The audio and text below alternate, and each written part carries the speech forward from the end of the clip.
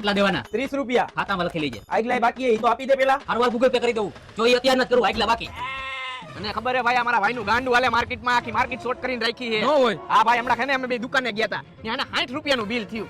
ઓય 60 નું નહીં 100 રૂપિયાનું બિલ થયું તું. હા ભાઈ 100 રૂપિયાનું. જો દુકાને ભાઈ 100 રૂપિયાનું બિલ થયું તું. અને દુકાનવાળાએ ભૂલમાં ભાઈ પાસેથી પૈસા માંગી લીધા. પછી તો ભાઈ દુકાનવાળાને જ પાટલુંમાં જ. ભાઈ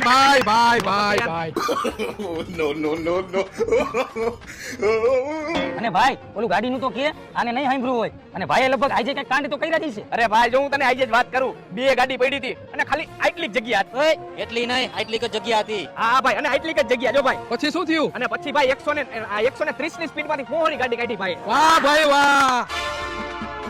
ચલ હટ. અને ભાઈ પછી કેવું થયું ખબર હે? ત્યાંથી અમે ગાડી લઈને નીકળી ગયા અને રસ્તામાં ભાઈનો ફેન મળી ગયો. પછી તો ભાઈ ઉડો બહુ ખુશ થઈ ગયો ભાઈને જોઈને અને સીધા જઈને ભાઈના પગ પકડી લીધા. ભાઈ કેમ ભાઈ આજે બહુ ઝાઝા ફાકા મારી દીધા ને તારા?